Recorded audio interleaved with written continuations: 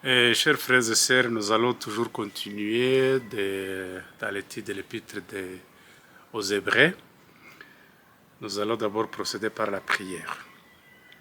Seigneur notre Dieu Tout-Puissant, nous te sommes infiniment reconnaissants parce que tu as fait écrire les Saintes Écritures pour que nous puissions te connaître et ainsi avoir la foi en toi. Permets, Seigneur, aux gens qui nous écoutent de pouvoir connaître davantage la parole de Dieu pour que leur foi soit affermie au nom et pour l'amour de Jésus. Amen. Nous allons toujours continuer dans l'épître de Paul. Non, pas Paul, parce que officiellement c'est pas lui qui a écrit, même si beaucoup d'auteurs s'accordent pour dire que c'est finalement Paul qui aurait écrit ce livre. Mais c'est l'épître aux Hébreux, c'est ce qui est écrit dans la Bible. Alors nous allons parler que Jésus est tout pour nous. Il est le meilleur en tout. Christ est la meilleure révélation. Il est la meilleure espérance, le meilleur prêtre, le meilleur médiateur, le meilleur sacrifice et la meilleure résurrection. Vous voyez? Donc Christ est la meilleure révélation donnée dans les 4 premiers versets du premier chapitre. Christ est la meilleure espérance. Cela est écrit en Hébreux 7, 19.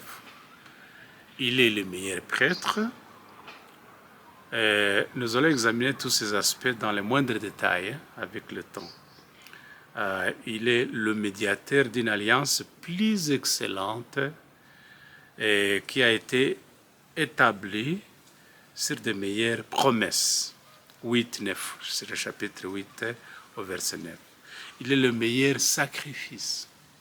Cela est écrit au chapitre 9, verset 23. Il est le bien meilleur. Le bien meilleur. Chapitre 10, verset 34. Il est la meilleure résurrection. Chapitre 11, verset 35. Ainsi, vous voyez que Christ est présenté ici comme le meilleur de tous les types qui étaient promis dans l'Ancien Testament. Tout ce qui s'est dit dans l'Ancien Testament, vous vous rappelez, juste après la chute d'Adam, les gens n'y pensent pas, beaucoup de chrétiens n'y pensent pas, mais au lieu qu'il fasse quelque chose pour qu'il soit accepté par Dieu, concernant le bien et le mal, ou peut-être l'observance de la loi, Dieu n'a pas donné la loi immédiatement. Les gens ne se posent pas la question pourquoi la loi a été donnée siècle après siècle, de génération après génération, parce qu'à l'époque de Moïse,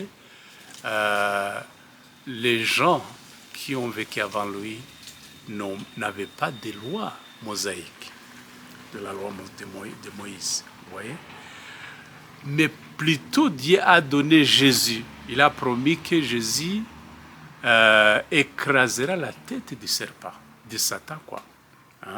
Vous voyez, c'est ce qui importe. C'est pourquoi il est le meilleur de tout. Paul voulait attirer l'attention à ses contemporains pour leur dire, voilà, le temple est détruit, mais ce qui importe pour vous, plus que toute autre chose, tout ce qui est meilleur, c'est Jésus qui est tout pour nous. C'est Christ est l'encre de l'âme. L'encre de l'âme. Comme c'est précisé dans l'épître, dans le chapitre 6, parce qu'il est le meilleur, justement.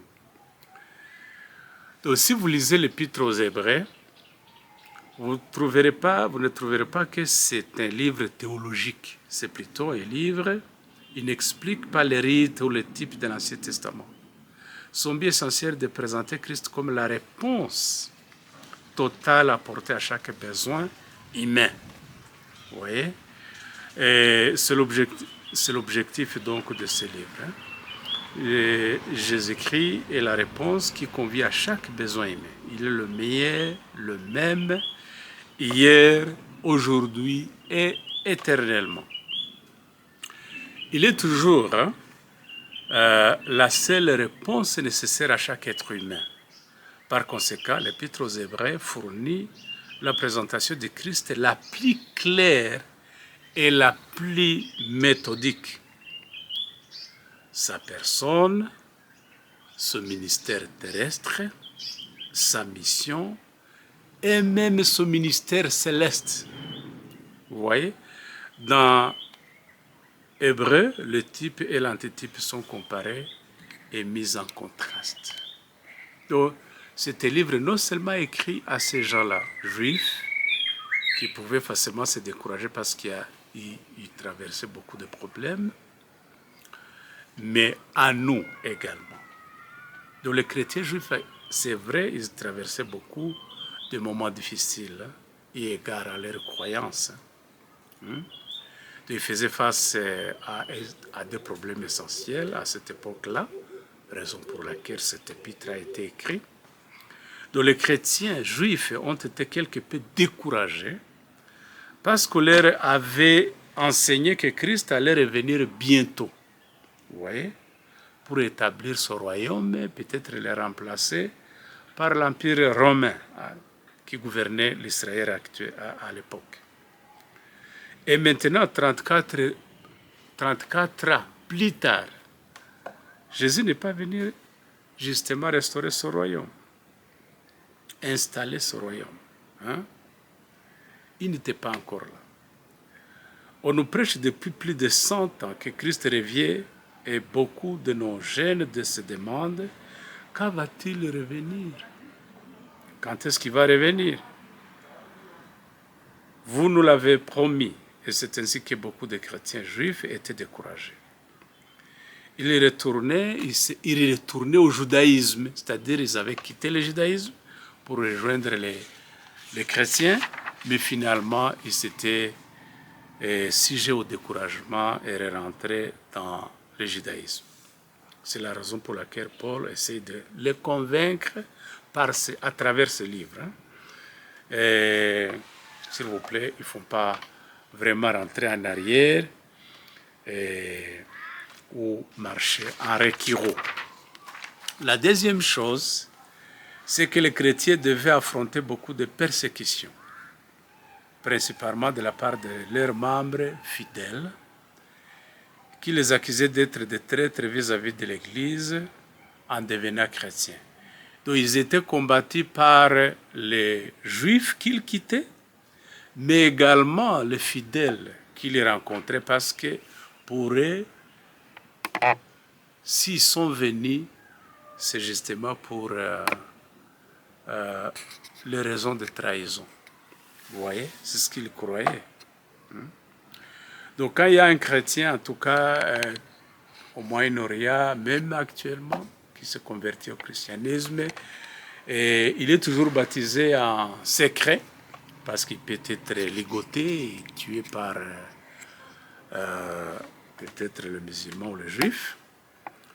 Mais également, il n'est pas regardé d'un bon œil par les gens qui le rencontrent, parce qu'ils pensent que peut-être, justement, il est en train de jouer cette histoire de trahison. Vous voyez? Donc, il y a même des formes de persécution actuellement. La persécution n'est pas nécessairement la violence physique. Et il y a déjà actuellement, si par exemple, vous n'épousez pas nécessairement les doctrines de votre propre Église, si vous questionnez ou si vous vous demandez sur certaines réalités ou les fondements bibliques de certaines doctrines, les gens vous combattent. Peut-être ils n'ont pas usé de violence physique, mais il y a une violence plus ou moins morale, où tu es un sujet de discussion, tu es haï par tout le monde, tu n'es pas regardé d'un bon œil, et tu le remarques. Peut-être les gens vont essayer de camoufler par hypocrisie, mais en tout cas, ils ne t'aiment pas. Alors on va examiner pas à pas, petit à petit, on va essayer vraiment de creuser, de fouiller et d'essayer de comprendre la parole de Dieu. Vous voyez? Étudier minutieusement, sans précipitation, l'épître de Paul aux Hébreux. Dans les 3 premiers versets, comme nous l'avons lu, rappelez-vous, donc nous utiliserons la version King James. On va essayer, mais on peut même utiliser notre livre parce que finalement, parfois, la tradition biblique, même de cette Bible, elle est plus ou moins originale, mais parfois les termes utilisés sont compliqués pour comprendre. Après avoir autrefois et à plusieurs reprises et de plusieurs manières parlé à nos pères par les prophètes. Vous voyez, les prophètes, c'était des gens qui étaient comme des relais, de ponts entre Dieu et les hommes. Dieu ne parlait pas directement aux hommes, hein. Il parlait aux hommes à travers les prophètes. Vous voyez? Mais dans ces derniers temps, il ne nous parle plus à travers les prophètes. Il nous a parlé par le Fils. Vous voyez? Et les gens ont plusieurs manières de communiquer. Vous pouvez communiquer par parole, par geste, et même par les attitudes corporelles, hein? Body language. Vous voyez? Mais ces derniers temps, Dieu nous a parlé à travers son Fils.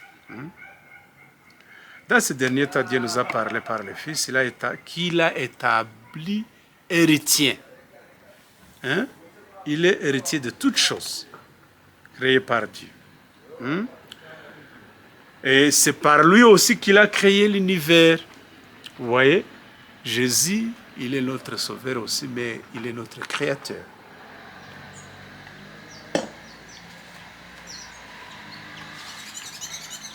Le Fils est le reflet de sa gloire. La gloire de Dieu est reflétée à travers son Fils et l'empreinte de sa personne. Et il soutient toutes choses. C'est Jésus soutient toutes choses par sa parole puissante. Il a fait la purification de péché. Vous voyez, Dieu nous a purifiés à travers son Fils et s'est assis à la droite de sa majesté divine dans les lieux très hauts, quand il a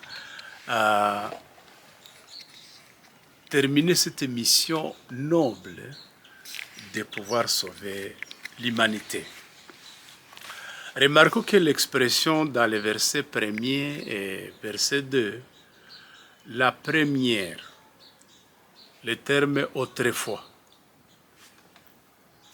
Vous voyez? Et la seconde, ces derniers temps. Ces deux phrases, ces deux expressions ont pour but de partager l'histoire de ce monde en 2 périodes. Autrefois, concerne la période de l'Ancien Testament. Autrefois, Dieu s'adressait à nos pères et à nos ancêtres par les prophètes. Vous découvrirez que tout au long de cette époque, tout ce que Dieu a fait consistait à leur donner la promesse d'un Messie dans l'Ancien Testament, par l'intermédiaire justement de prophètes. Quand vous lisez l'expression « dans les derniers temps », vous ne devez pas vous référer à la compréhension peut-être des chrétiens en général, ces derniers temps, et adventistes, protestants ou autres. Et que voulons-nous dire par les derniers temps? Du moins d'après la signification de l'épître aux Hébreux. La période de la fin ici, les mots derniers temps font référence à la période du Nouveau Testament, en contraste avec l'Ancien Testament qui est autrefois. C'est tout ce qu'on voulait nous dire, sans chercher du matin au soir, d'essayer chercher la signification de ces deux expressions, mais l'un se réfère à l'Ancien Testament et l'autre au Nouveau Testament. En d'autres termes, auparavant, dans l'Ancien Testament, Dieu nous parlait par différents moyens, différentes manières, par l'intermédiaire des prophètes, en nous donnant la promesse. Mais maintenant, ce n'est plus une promesse, c'est une réalité. Mais maintenant, à ce dernier temps, depuis la venue de Christ, il ne s'adresse plus à nous par le type ou le symbole, mais il nous parle par son propre Fils. L'Épître aux Hébreux déclare que Christ est le dernier mot de Dieu s'adressant à nous. Donc tout ce que Dieu a accompli, c'était langage. C'est une expression divine. C'est la parole de Dieu à travers les actes de Christ. Dieu ne va rien y ajouter. Pour Dieu, son Fils suffit pour parler aux hommes. Le dernier mot de Dieu à cette race humaine est Jésus-Christ. Le monde a besoin de l'entendre et même de le voir. L'entendre et le voir. Il faut avoir le témoignage des gens. J'aime ce que Jean témoigne quand il veut dire ce que Dieu a été pour eux. Quand il dit en premier épître de Jean, ce qui était dès le commencement, ce que nous avons entendu, parce que nous sommes des témoins. Jésus a dit, vous serez mes témoins à Jérusalem, Samarie, Judée, jusqu'aux extrémités de la terre. Témoin, c'est celui qui a vu ou entendu. Nous sommes en train de dire ce que nous connaissons.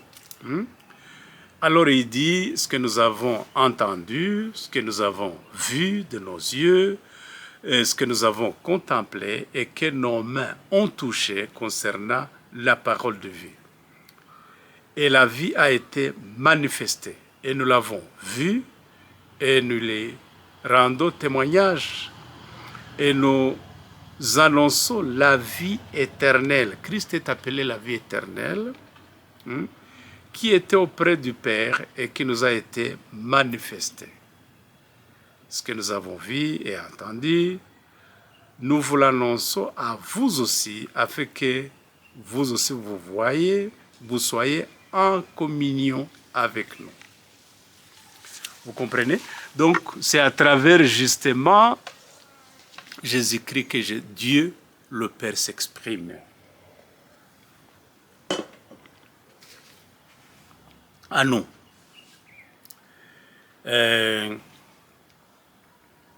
Qui est Jésus? Qui est Jésus-Christ?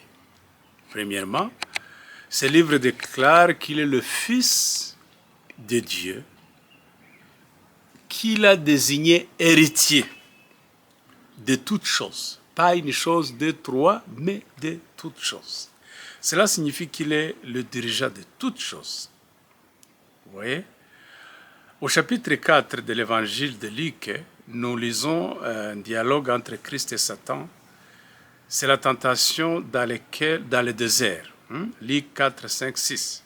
Le diable l'ayant élevé, lui montra en un instant tout le royaume de la terre et lui dit, je te donnerai toutes ces puissances et la gloire de ce royaume, car il m'a été donné. Justement, après la chute d'Adam, tout était entre les mains de Satan.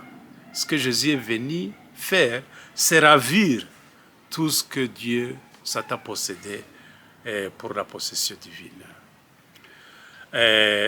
Mais dans Hébreu, je lis que Jésus-Christ a reçu l'autorité sur toutes choses.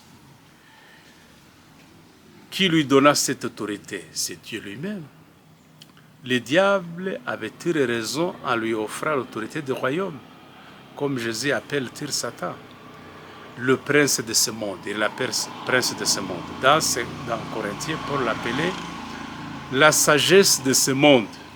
Satan, il appelle la sagesse de ce monde. Par conséquent, nous avons besoin de découvrir ici quelque chose de très important. Lorsque Dieu créa ce monde, pour lui, pour qui? Les créatures. Pour l'homme. C'était pour le bien de l'homme. Comment puis-je le savoir? Parce que le premier chapitre de Genèse précise que l'homme domine et l'autorité sur le monde. Mais lorsqu'Adam a péché et qu'il a été pris captif par Satan, celui-ci a pris la direction du monde, malheureusement. Ce que Jésus est venu faire dans ce monde, qu'est-ce qu'il est venu faire? Il est venu nous libérer de l'autorité de Satan. Comprenez-vous, frères et sœurs, ce que Jésus est venu faire? Pourquoi? Parce que lorsque Satan nous dirige, il ne se préoccupe pas de nous, mais il se sert de nous. Et quand il en a fini, il nous envoie 2 mètres sous terre et nous garde là-bas. Vous voyez? Ce que Jésus est venu faire, c'est une chose très extraordinaire. Que Dieu nous aide pour que nous puissions comprendre la vraie mission de Christ pour nous, en venant nous libérer de la puissance satanique. Au nom et pour l'amour de Jésus. Amen.